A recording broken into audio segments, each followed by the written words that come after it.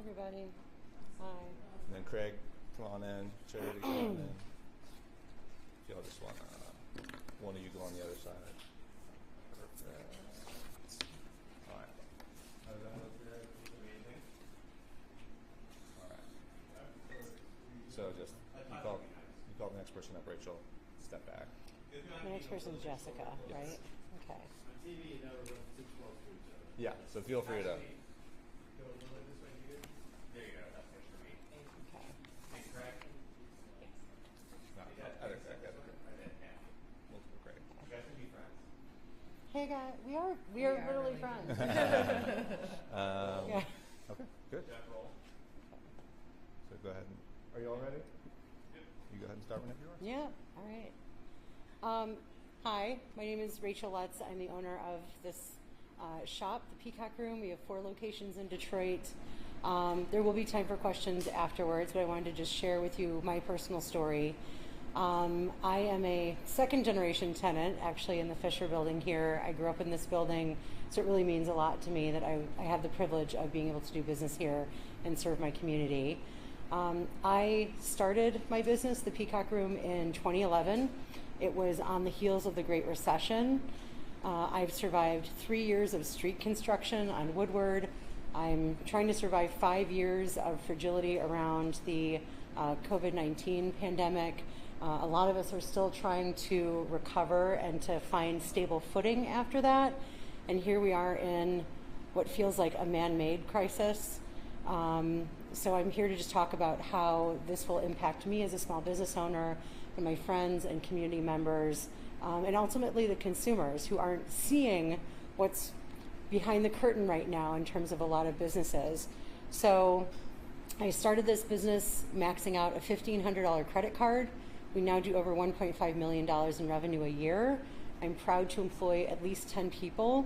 During the holidays, that can be flexible to 15 positions. At this point, I'm not sure that I can hire seasonal help because I'm not totally confident that because of this tariff issue, I'm going to have the stability in the business environment that I need to feel confident going into the holidays. So I wanted to talk about when the Canadian tariffs were first announced, I believe in February. There's a vendor that I do business with. We sell at least $100,000 of their product a year. I would consider that a key vendor. They are since then absorbing a 25% tariff that they have avoided passing on to me. Those prices would be unsustainable in this marketplace. If they did pass those on to me, I'd have to cancel a significant amount of inventory and figure out how to replace it. So there's one company, actually, can I grab that piece right here? Thanks. This is a garment that is from a Canadian vendor of mine. We have it priced competitively at $170. The owner of this company had to quickly drive my last shipment to the shipper to avoid a narrow deadline. This piece would have gone from $170 to $285 retail. So I just wanted to share that. I tried to order, this is a key vendor of mine of handbags. The company is based in England. The product is made in China. I tried to place a $2,000 fall handbag order because we're going into the next season. My $2,000 order would have had over $1,500 of import fees and taxes. I had to cancel the order, and now I'm going to have to figure out how to replace the supplier. So these higher prices, this shakier consumer confidence, and chaotic planning, like this is changing day to day, this is all overlapping as one big Venn diagram for economic disaster. As small businesses, we are even more vulnerable. We have a disproportionate disadvantage when it comes to these tariffs, and really like the big economic picture. A lot of us are competing against very big companies. We are less able to weather these storms than large companies. And what we do is we don't just serve ourselves with our business, we serve the communities that we do business in. And if any of us had to close, or if we were affected, that really affects the community around us. It could lead to job loss. We are absorbing, for companies that are passing on their tariffs to us, we are absorbing those tariffs as a retailer so that I don't have to increase prices to my customers. As competitive as this environment is right now, being a disadvantaged small business, we're really doing everything we can to hold on, but eventually these prices will reach the consumer. And we are here today to let you know, to let policymakers know, to let consumers know that this will ultimately affect them in both ways, big and small. So I wanted to introduce Jessica, who's behind me. And thank you for joining us. And Jessica is the owner of Jessica Blair Beauty. We were talking a little earlier, you started your business during the pandemic. Yes. And that is a sign of strength, so I'd like to hear more about your story. Hi everyone, my name is Jessica Kowali. I'm the owner of Jessica Blair Beauty Supply, and she's correct. I started my business during the height of the pandemic. I started both online and through local pop-up shops. A little bit about what I do is all things beauty. That's what I tell people. So when it comes to hair care, skin care, nail care, hair extensions, that's everything I do. And so after many years of hard work of doing pop-up shops, selling online, selling through other stores, I finally opened my brick and mortar storefront in February of this year, which was right during the height of the tariff wars. For me, it's been a little different because the hair industry is a major part of my business, and we got hit pretty hard when it comes to tariffs. Majority of the hair extensions come from China, and so I've had customers who were used to maybe paying $100, $150 for hair bundles, and now that has almost doubled. A lot of my vendors have now charged, instead of charging a tariff fee, they've gotten creative, and they just input new fees under shipping costs. So it won't necessarily say tariff fees, they'll just double the cost of the shipping. Another thing I've noticed is certain hair products. Although a lot of my hair products are American made and distributed right here in the United States, the cost of materials. So because the cost of materials has gone up, a lot of those products have also gone up. I've seen plenty of customers who are moms who come in and they purchase hair products for both themselves and their daughters.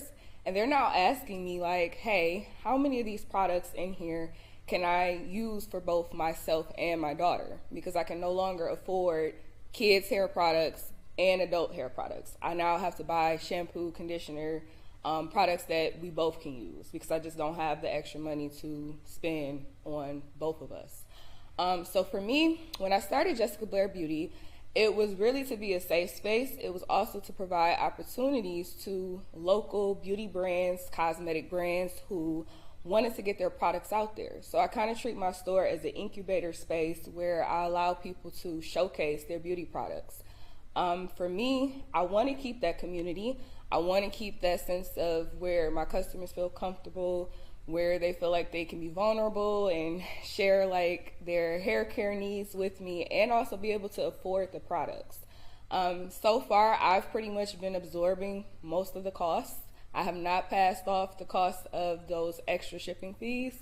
And for me, it's kind of hard because I'm still technically a new business. Like I mentioned, I opened in 2020, and then the storefront just opened in February. So I'm still getting people through the doors, but I'm also absorbing the costs while still trying to get new clientele and getting new customers.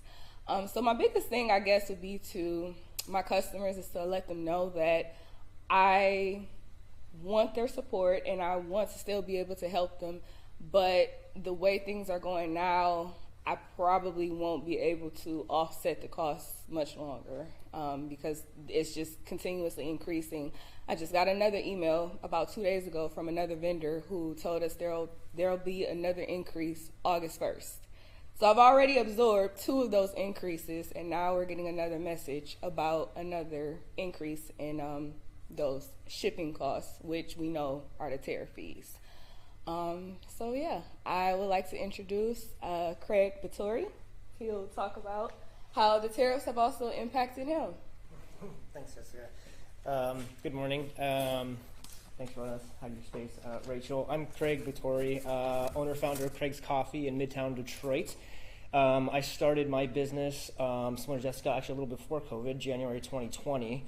And then in March of 2020, everything, the lockdown came. So like many entrepreneurs here as well, I sort of used COVID as a time to develop my own business and my own brand. And my business now is a coffee roastery. I have a coffee shop. We're also a sort of like a coffee roasting commissary, so we allow other roasters and small businesses to come in and utilize our space to grow their own roasting business. And we also roast for several other restaurants and cafes, provide private labels. So we do a lot of different things other than roasting my coffee and servicing our community. We allow other businesses to come in and roast their coffee as well. The last few years, I've been growing my business very steadily. In 2023 is when I opened my brick and mortar down on Peterborough Street. And I have 5 employees, 6 including myself since then. So it's been a really rapid growth and an organic growth. But that's sort of starting to come to a dead stop now because of a lot of the tariffs that we're seeing. Just to begin, the blanket tariffs are 10% on green coffee. Some countries now, like in Brazil, for example, that tariff cost is going up 50%. And I'm seeing that cost directly now as a line item from our importers. So our producers, the folks who grow the coffee, they impose that tariff onto the importer. The importer then imposes that cost onto me. And then, like other businesses have mentioned, Jessica mentioned, I was absorbing that cost at first, but now I'm actually increasing prices and slowly moving those costs to my customers. And I've spent the last 6 months sort of writing blog posts, posting on social media, preparing my customer base for these increases. But right now, it's just me staying afloat. These cost increases aren't increasing my bottom line. It's just for me to maintain my business. And the extra money we wanted to grow the business, to pay my staff more, is now absorbing part of these tariff costs, but then also implementing these costs to the consumer. And I have a very strong customer base, and so I'm confident my customers will stay and continue to buy my coffee and support me. But to what extent? Because they're starting to see cost increases across the board for groceries, for retail items, for school items. And again, this isn't just me making a profit, it's just staying afloat. So to give some really hard examples, in Brazil, there was a blanket tariff of 10%. Due to some drought and bad weather patterns, the cost of Brazilian coffee went up by 50 to 70%. So what we were paying $2.50, that climbed almost all the way up to $4. That has since gone down because Brazil is stabilized, but now there's a 50% imposed tariff on Brazilian coffee. And again, that 50% comes directly as a line item on invoices to me. And on top of that, Brazil makes up half of my inventory. And I probably can speak for a lot of other coffee roasting companies that because Brazil is such one of the largest producers of coffee, a lot of coffee roasters source a lot of Brazilian coffee. Me personally, I source about 50% or more of Brazilian coffee. So that cost of the tariff is directly impacting me already.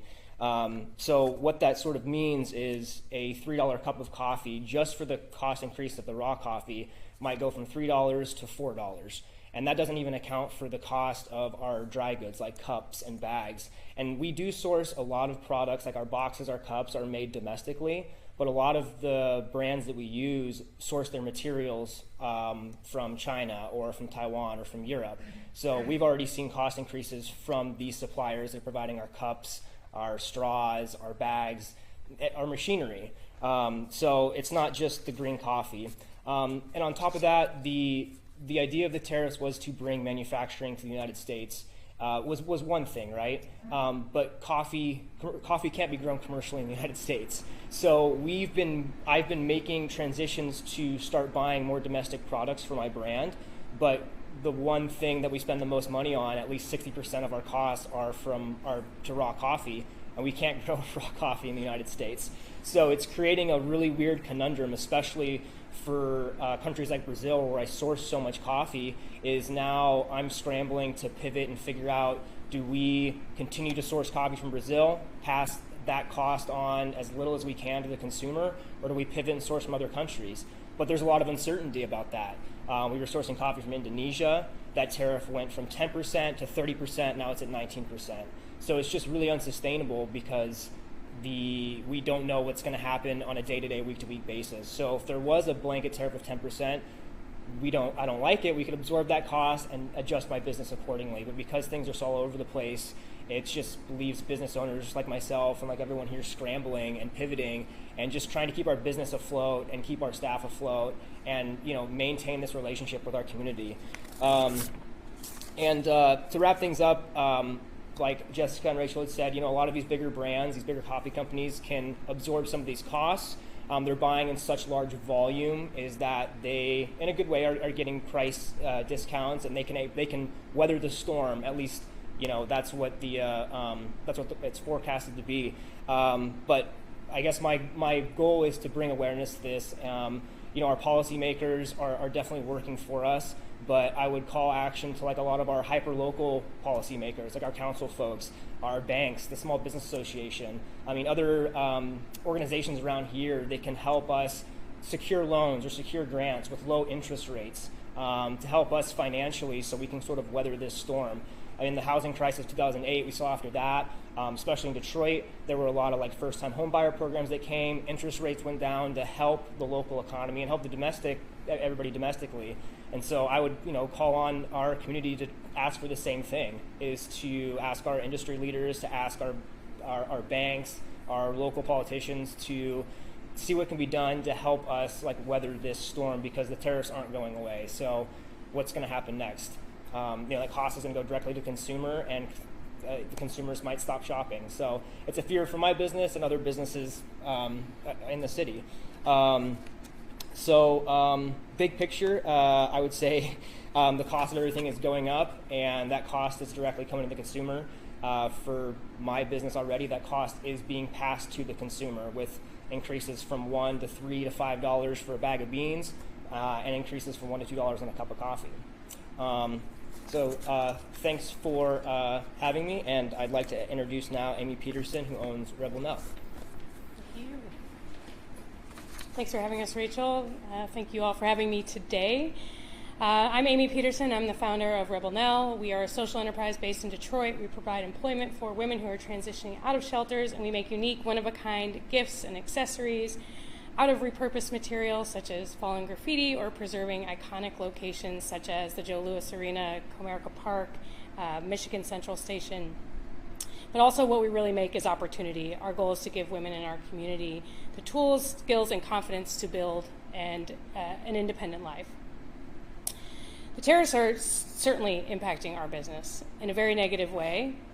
While we do manufacture and assemble here in Detroit, and we're very proud of that fact, our materials, as you mentioned, all come from all over the place. We source our silver from, actually, we're really proud of our pipeline. We work with mission-aligned businesses in different countries to help us source our silver so that we're supporting women all over the globe. However, our tariffs have been drastically increased. Some of our products, or some of our prices, have gone from basic 5 to 8% up to 35%. This has already started to impact our business and those that we employ. We had 15 employees. We are now, unfortunately, at 13 because we had to make cuts as a result of our cash flow. We took advantage of the 90-day window where we could purchase everything. However, we used up every little bit of cash that we had. That's not a sustainable business practice. You should be lean and just purchasing when you need to. But we used it all in order to take advantage of the 90-day window. So this chaos has caused a lot of ebb and flow in our business. And as a result, the consumer spending has not really matched what we were hoping for. So it's put us in a little bit of a challenging situation, one that we will certainly navigate, as we've navigated so many things for 13 years. However, this is one that could have certainly been avoided. For example, we received a tariff invoice for silver just the other day on what would typically be around $800. It was now $2,500. That kind of jump forces us to make difficult choices about where we spend and how we price things. We know that our consumer can only bear so much, so it's finding that balance. Like many other small businesses, we operate on a razor-thin margin, and in particular, not only because we know what our customers will pay for our product, but also we support a really strong mission. Well, one of the biggest challenges is planning, whether it's hiring for the holidays, expanding product lines, or budgeting for new equipment. We need predictable input costs. We just haven't had the time or energy. With a small business, we've had to spend so much time and energy navigating what all these different tariff changes mean to us, and it hasn't put our energy in places where we need to think about growth and how to sustain our business. The constant back and forth make it nearly impossible to plan ahead. This takes our focus away from growth and furthering our mission. Every time costs go up, we're forced to make a hard choice. Do we raise prices? Do we cut back on hiring? This is affecting real people and real families right here in our community. We're proud to have created a supportive work environment that provides not just jobs, but wraparound support and long-term opportunity for the women that we employ. But when trade policy is unpredictable, it undermines all of that work. I really am urging policymakers to think about business like mine, not just big manufacturers or corporations. Tariffs don't just hit supply chains, they hit workers, community programs, and job pathways that help people get back on their feet. Please think of us when you're making these decisions and how you're voting.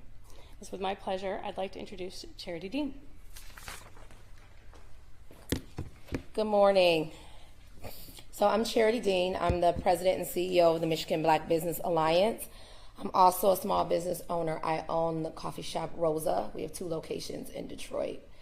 But I'm standing here really emotional and hoping to convey what I know our over 2,000 members across the state have been feeling this year. I mean, we've heard from our friends that talked about the specifics, and I don't even have to share. Craig did a great job talking about the impact on the coffee shops. That is absolutely the situation we're in Rosa, and have already started increasing our prices. But what is most, I think, telling is that at this time in this city, in this state, small businesses continue to be the recipients of collateral damage for bad policy, for political gains. And so my message here is not to tell the story that you've already heard about the cost of tariffs and how it impacts small businesses who hire from communities, who employ 50% of the state of Michigan. But my message is for every single leader. And I'm not just talking about those that are elected, and I appreciate my colleague Craig for saying that. We all have a role to play with this crisis. There is something for everyone to do. And so even at the city level, at the state level, we are screaming that we need change. Small businesses struggle so much. Every year there is something else. I spend a lot of time in city halls across the state and at the state level talking about some new policy that is between, really a fight or an issue between 2 parties, and the constituency that generally gets the buck or the bulk of the collateral damage are small businesses who don't have the time and money to lobby government, who don't have the time and money to do the white paper, to do the research. And so what I'm asking is for every elected official to hear the voice of the small businesses that employ the communities that you serve. I am asking for corporate leaders to raise their voice, to use their power of convening to do something to stop this crisis. Because although it is July and not everyone has passed the cost down, the cost will go to the consumer. We are going into a recession. We will see the impacts of this, and it's going to start with the least of these first, unfortunately. It is generally those that have the least access that are the most impacted. The folks that it is harder to access capital are the most impacted by these political games. And so my ask, the reason why I am here today, is to let everyone know that we are screaming to the rooftops. Something needs to be done, and we are tired of being collateral damage to political uncertainty. And so with that, I'll introduce Craig. He's with Tariffs Cost Us. Thank you. Thank you all for being here today. I really appreciate you all sharing your experiences and the impacts from these tariffs. I just wanted to say thanks for coming and also open it up for questions. So if you have a specific question for an individual, please feel free to ask it, or if it's a general question, that's great too. So leave it up to y'all. I know you guys kind of started talking about what I'm going to ask. someone said 10%, 30%, 19%. Does this instability, can someone go deeper into how that affects future planning? If you could come up to the podium. Sure, I'm more than happy to, because it's taken so much out of our team to constantly navigate where we are, when to buy. We don't have a runway. Yeah. But for example, they first launched with this. Some of our metals do come from China, but most come from Thailand. But it was kind of all under one blanket tariff of it all spiked to 35 and north. And figuring out just which countries were which, what was being impacted, that originally was not very clear. And then for us, they gave the 90-day window, that grace period. So because the uncertainty, because we had no clue of what was happening and we're afraid of what's to come, and again, I'm stressing this very, very, most small businesses, we operate maybe, if we're lucky, 3 months of runway. We don't have a ton of capital that we're just sitting on waiting to deploy. So we used everything we had to buy the materials because of the uncertainty that was in our future and because of the up and down in the media of today was one rate, the next day was a higher rate. So we had a 90-day window. So it was during that time we said, okay, well, we're going to take advantage. I'm going to do the best for my business, and my best decision right now is to try and buy as much material as I can because we had this grace period. Well, the challenge with that also, so we used not only all of our cash, but the consumer spending dropped. So we were hoping to have at least the same June that we had last year. That was where I was. Well, the sales in June dropped significantly. So we're caught in a little bit of a tug and pull right now because we just have used all of our cash reserves. But on top of that, now our suppliers to be able to turn things around within 90 days is almost impossible. So even though we tried our best in like the day one of those 90 days, we said, we're gonna go all in, we're gonna get our materials now. They're struggling to make it by the end of that 90-day window, so we're getting caught with the tariffs almost regardless of when we put in the order. So it's navigating, and it depends on when it ships one place, and it varies from country to country. And when you have a team of 12 people and really only 2 of them are making the business decisions, and you're trying to just float and make everybody, navigate what's happening on a day-to-day basis from just dealing with family issues and everyone else's fears and trying to calm them and just running a business and putting a smile on your face and serving customers. This is just one unnecessary thing that I feel that had there been a better plan, we could have adjusted and put forth a better strategic plan from our perspective. Anyone else want to answer that? I'll be brief. I think what also a lot of consumers don't understand is that different industries operate on different timelines. Coffee, like Craig's Coffee, has to be like super fresh. That's why I go to your cafe. Beauty supply products, maybe a slightly longer timeline. Apparel industry, I'm buying for spring right now, even though we're headed out of summer. So I'm going to trade shows and dealing with vendors they have price tags on their samples, but like who knows what that price is going to be when that merchandise actually ships in spring. So these industries are staggered differently. They're going to hit consumers differently. You'll see it first with like highly consumable, perishable things like groceries, then consumer goods, then like longer term items. Even my domestic suppliers, as been pointed out by some of my colleagues, even they're facing increased costs because of their components coming from other places. We went into small business to serve our communities. We didn't go into small business to open spreadsheets on different relationships with different countries and what it is this hour, this day, this week, this month. So here we are just trying to serve our community, our neighbors, and we're having to like go into international relations as well. So it really takes a lot from running your business. Yeah, I'll be brief too. I just wanted to speak just hard numbers with you and give an example of a real life example. So Brazilian coffee, I'm forecasted for next year to purchase around $33,000 to $35,000 dollars worth. So that's about 5,000 pounds. So if I'm budgeting for $33,000 of coffee, and that, let me back up here. if the price of Brazilian coffee is $3 and I'm budgeting for 10,000 pounds of coffee, I know we're going to pay about $30,000 for that coffee, right? The 10% adds on another $3,000. So that's something that we can either weather or we can pass to the consumer. Another 50% is $15,000.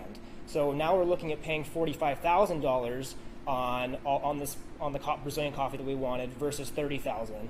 And so we can forecast and budget for that $10,000 increase at 10%, but then if it shifts to 50%, it's impossible to try and budget that additional 50% cost. So then it's forcing us to make these hard business decisions about, do we keep sourcing from Brazil? And the uncertainty that you'd ask too is the numbers are bouncing around all over the place. Like in Indonesia, it was 10%, went to 30%, now it's 19%. That was all in the course of 3 months. So every week I'm having to adjust our budget, our forecast, our bottom line, and instead of focusing on what Rachel had said too, instead of focusing on the business, we're focusing on economics and economic policy. So just wanted to give some like hard numbers to show kind of like what we're all looking at. So Sherry, I believe you had mentioned asking policymakers, lawmakers, et cetera, for help. I'm wondering, what do you think that policymakers not named Donald Trump can do for small businesses at this point? What was the last part? I was wondering what you think policymakers not named Donald Trump can do for small businesses at this point. First and foremost, I think policymakers need to center small business when they're thinking about economic development. That's the first thing. That's not happening, right? So what generally happens is when a budget is done or laws are being made, we think about, like if I take the state, we think about growth. We always think about big manufacturing plants that are going to do like, 40 jobs, and we'll put X amount of dollars into this pot, and we're not actually putting ourselves, and we talk about design thinking, we're in the middle of a summer internship program at MBBA, and we're actually talking about tariffs with the young people, but we're talking about like, how do you think about the user first? So if I am a small business in Michigan, what does that look like, and what are the budget implications that we can do right now? So we had Senator Kavanaugh come Monday, and she actually introduced legislation. I don't know, Lansing they're having a lot of fun up there, but she introduced some tariff, what did she call it? Tariff relief legislation. But what I'll say is, I don't know a small business that's not impacted by tariffs, so I don't know the number that you put in the budget for that. But that's a start, right? The other thing is leveraging a voice. Like, there is something very powerful about a group of elected officials in Michigan coming together and not having us do this press conference because we've got businesses to run, but they do the press conference and say, hey, this is how this is impacting my state. Hey, I actually am going to lose money from education, but I've got to take money that really could be going to small business, and I got to put it over here to education. Like, there are things that elected officials could do that cost $0 that help raise the voice and center the needs of small businesses. And the least of which is asking us, right? Calling us, hey, how is this impacting you? What do you think I should be doing? And so it's a lot of free stuff that people can do. Policymakers start reaching out to you. I know you mentioned Senator Kavanaugh. So how do I answer this? It's an election year in Detroit. And at the Black Business Alliance, we make it our business to go to elected officials and make sure they're thinking about small business from city council all the way to the governor's office. I think there is an enormous amount more that could be done for small business at every level of government. There is not one person that gets it right yet. So that's what I'll say. Any other questions? I was just curious where your stores are located. Oh yeah, so Rosa, the OG Rosa, it's called Grandma's House. It's located in Rosedale Park, and the second location is at the Water Square on the riverfront. Jessica, Yep. So Jessica Blair Beauty is also located in Rosedale Park on Grand River, in between Southfield Freeway and Outer Drive. Okay. Okay, so like these are neighborhood businesses, and that's where you're drawing employees from, I assume.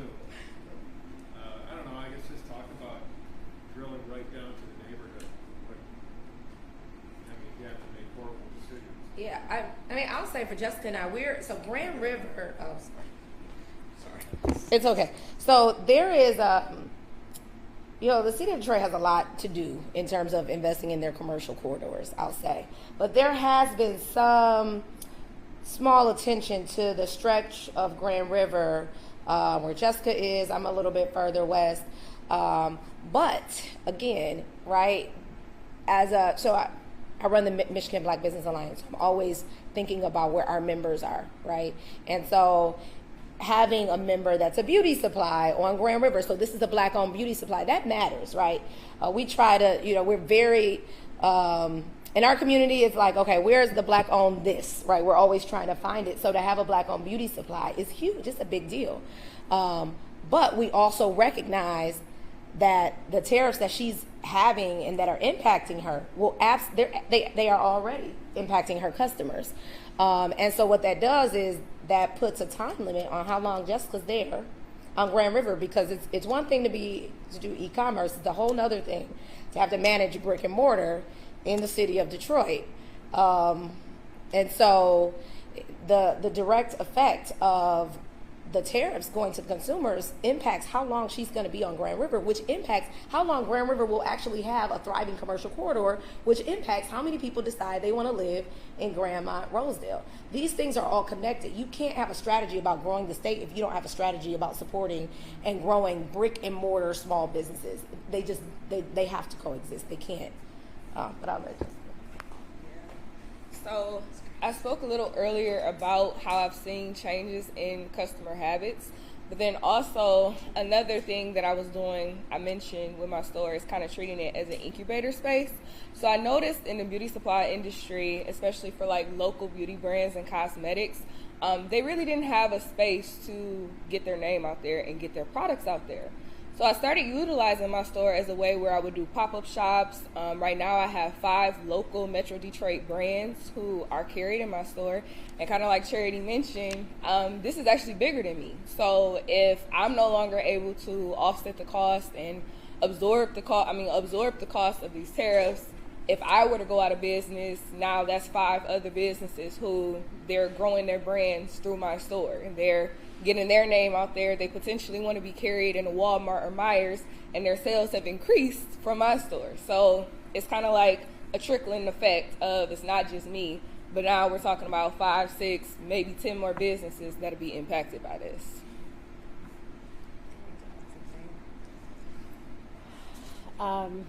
Small businesses like the Peacock Room, like Craig's Coffee, like Jessica Blair Beauty, these with Rosa, these are all, we are the community, and people need to ask themselves how many more vacant storefronts they want to see in their neighborhoods, which directly affects property values, as Charity was just mentioning.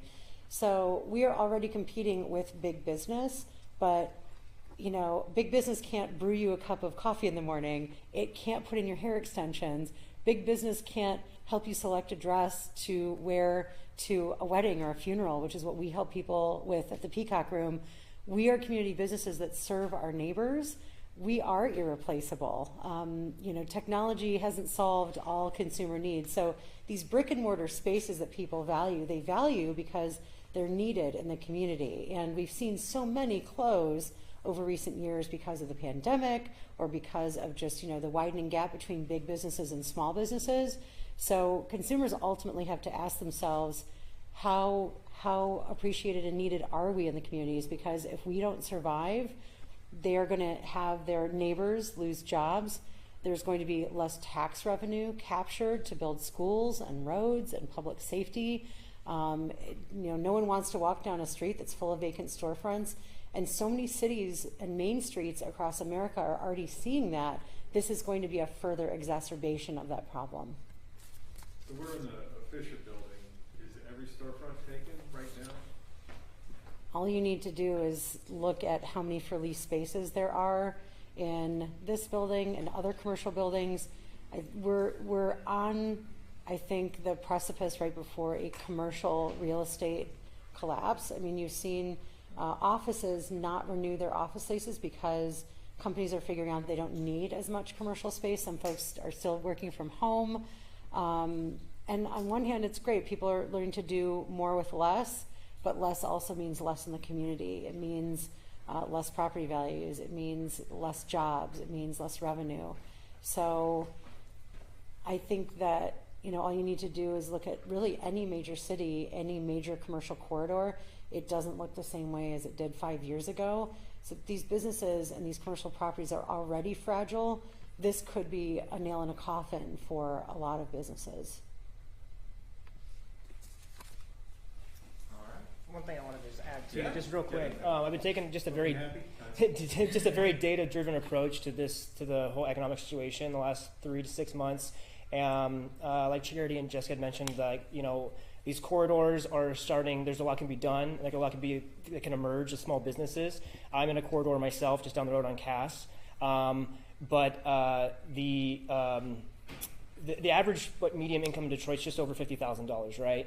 And we these folks, our communities, are choosing to spend their money with our businesses, and it's direct. These tariffs are directly impacting our bottom lines. And so, if we have to raise costs, our consumers, they're still actively choosing to support our business, but then at what cost to them? And like Rachel had mentioned as well, there's so many vacancies around that we want to put small business in. Detroit, more than 50% of Detroit is small business. And it's just not sustainable for a small business to exist here. I mean, there's so many food deserts, so many vacancies, so many blighted properties already, and the economic outlook is just going to get worse because people are going to have less to spend. So just wanted to add, again, just some actual hard numbers that my team, my partner, and I have been exploring, to where it's real, and it's going to start trickling down, as Charity already said. So. All right. Thanks so much, y'all. Thanks for coming. Oh, please give names and spellings. Sorry. Yes. Charity, Charity, Dean, Dean. And title again. President, CEO of Michigan Black Business Alliance, and owner Rosa. Amy Peterson, AMYPETERSON, owner of Rebel Nell. Do we go on? Yes. Okay. Rebel Nell, the congregation, and the rectory. Craig Maturi, CRAIG BATORY, owner and founder of Craig's Coffee. Jessica Kowali, last name is spelled Kwalli, owner of Jessica Blair Beauty Supply. Rachel Lutz, RACHELLUTZ, proprietress of the Peacock Room. Oh, fancy. Thanks. Awesome. Thanks, y'all. Thanks for coming. And if you don't have any other follow-up. So I need to come back. Yeah, I gotta come back. I need a shop. I told you I need to come here. Anytime. I'm You late. have a 24-hour availability for Oh, just down the street. I think we should do it. I should do a skip-in shop here. Availability for what? Yeah. For anybody here. I'm open by appointment.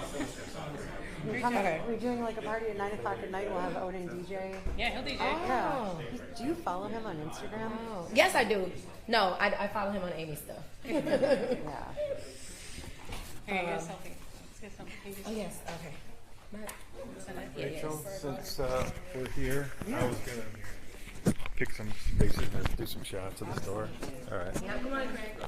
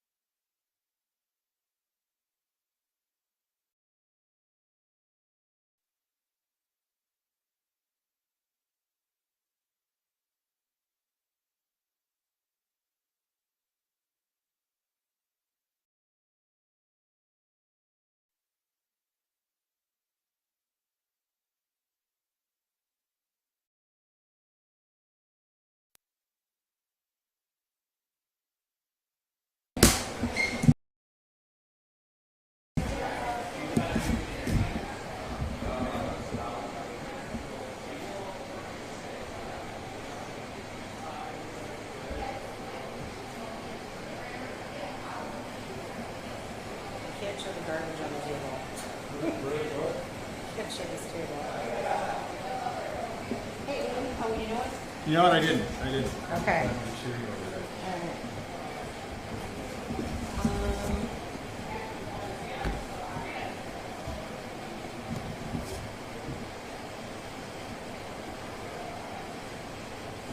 You gonna tell me I should shoot something? No, I'm gonna beg your producer. We would love coverage for. We're doing a huge vintage market this weekend. The entire Fisher lobby is gonna be full of vintage and antiques. Oh. So they did it for us like in February. We did our first one. Like thousands of people came. So I'm just soft pitching you for. Got it. Please let your newsroom know. I'll pass that on. I think Colleen Robar has already sent out. So you're going to be going in the morning. What's that? Like we could have a person show up and Yes, be like, hey, we would I'm love down that. here. Okay. Yep. That's the coffee. I'm gonna take the cups. God bless you. Thank you. Yeah, keep those cups. They're expensive now. No, it's fun taking them.